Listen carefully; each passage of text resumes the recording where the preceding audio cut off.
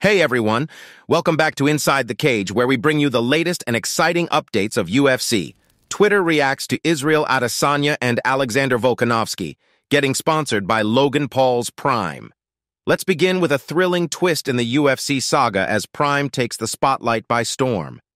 Last week, Logan Paul turned heads with his wrestling training alongside UFC champs Alexander Volkanovski and Israel Adesanya. But there's more to the story. Paul dropped a bombshell by announcing the signing of Volkanovski and Adesanya to sponsorship deals with his drink company, Prime. Prime Hydration, co-founded by Paul and KSI, has become a sensation, raking in a whopping $250 million in retail sales since its launch in 2022. Earlier this year, Prime made its MMA debut with a UFC partnership, becoming the official sports drink of UFC, and transforming UFC corners into the thrilling Prime Hydration recovery zones. The company is making waves across sports, including NASCAR and the Premier League. A nice shot of publicity. However, Volkanovski has defended his title 4 times since 2019. Although he fell short in his bid for the lightweight title at UFC 284, he's set to defend his featherweight crown against Yair Rodriguez at UFC 290 on July 8th in Las Vegas. While Adesanya reclaimed his belt with a remarkable knockout victory over Alex Pereira at UFC 287 in April, leaving us eagerly anticipating his next title defense.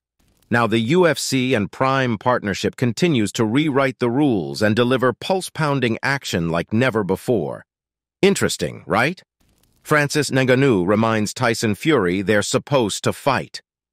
There is a master of capturing social attention, Francis Ngannou. Strategically, he is shifting the focus away from Jon Jones and back onto himself, aiming to draw Tyson Fury's gaze towards him, while Fury is yet to lock in an opponent for the upcoming months. Back in 2022, Fury and Ngannou seemed destined for a collision. They engaged in lively exchanges on social media, and Fury even invited Ngannou into the ring after his victory over Dillian Whyte to build anticipation for a showdown. However, something must have changed along the way. Maybe the UFC intervened, reminding Fury about the consequences of tortuous interference. But ever since then, Fury has gone quiet about the fight.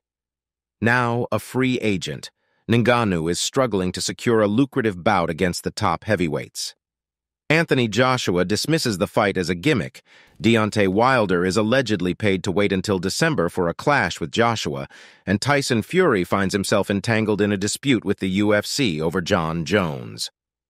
Recently, the Predator took to Twitter to share Jake Paul's accusation that the ongoing talk about Fury versus Jones is a ploy by Dana White to divert attention from Ngannou's recent signing with the Professional Fighters League. Anyway, "I'll be ready, Tyson Fury," he wrote over a video where he's working a speed bag. "Stop talking, Tyson, and come try. I'm already doing you a favor using your gloves and your rules because your limited skill set."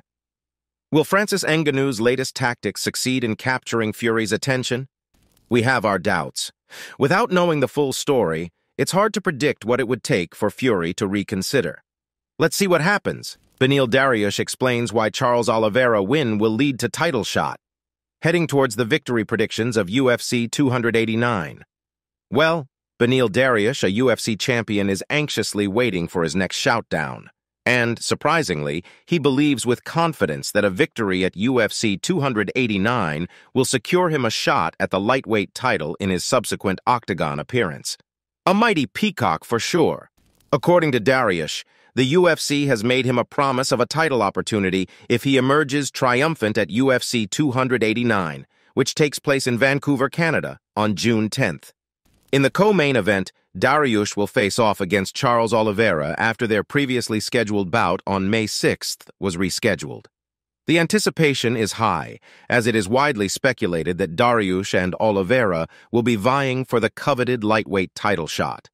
However, there is a looming question regarding the potential impact of the Dustin Poirier versus Justin Gaethje 2 fight, which could alter the title picture following their BMF title bout on July 29th. Fortunately, the UFC did give me their word, which is not usual for them. I think I asked after the Tony Ferguson fight. I thought maybe they would, but I said no problem. Before the Matthias Gamrot fight, I asked hey, if I win this fight, I get the title shot, right?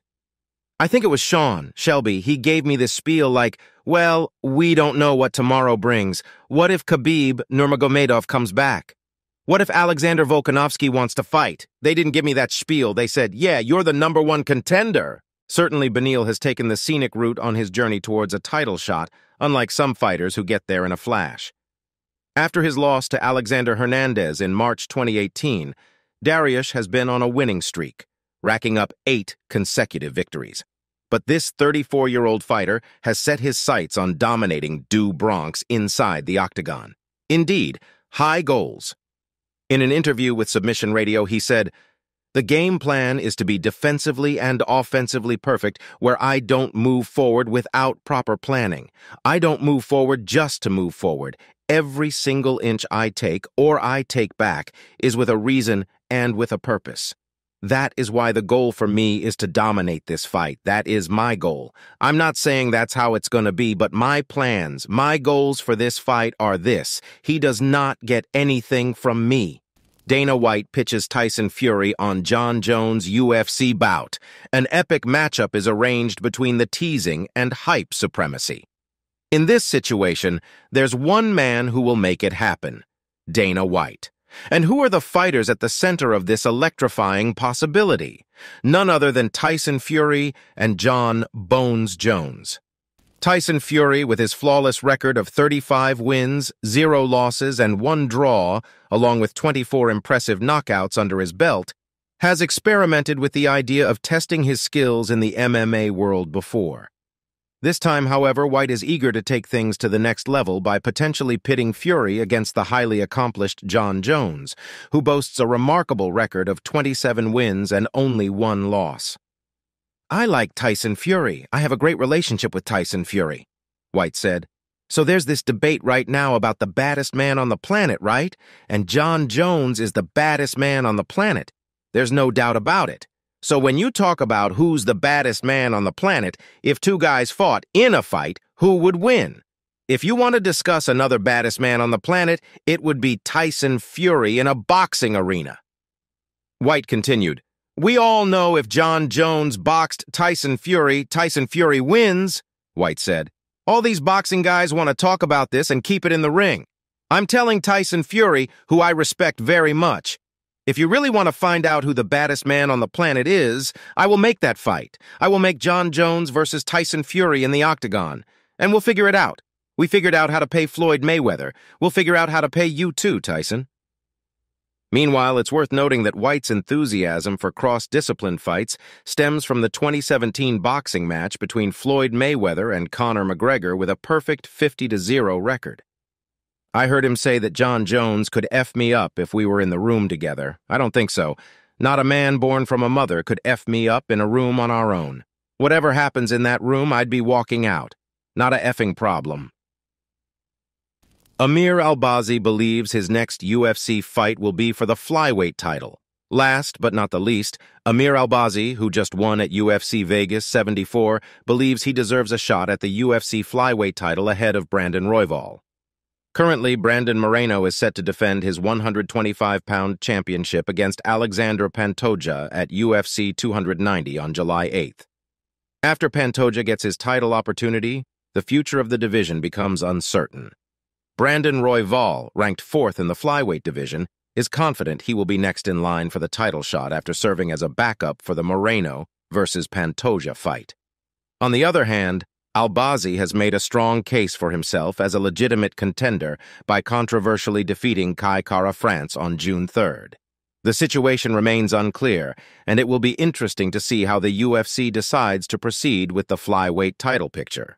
The Prince said when asked if he deserves a title shot, "Yeah, definitely. I deserve a title shot. I got the win against number 3 in the world. Who else is it? Who else is above him? It's Pantoja, Moreno, and I don't know what's going on with Deiveson Figueiredo. It seems like he doesn't want to fight at flyweight. I'm the next one for the title. Brandon Royval, we were booked, and he pulled out of the fight. I don't really know what happened, so it doesn't really make sense that he goes before me and gets a title shot." So UFC Vegas 74 main event ended in a controversial split decision. While fans and fighters disagreed on the outcome, but Albazi showcased his skills by defeating a top flyweight. All right, guys, that's all for today. Thanks for watching till the end. Remember to give this video a thumbs up and subscribe to our channel to stay updated about our future videos. See you in the next one. Until then, goodbye.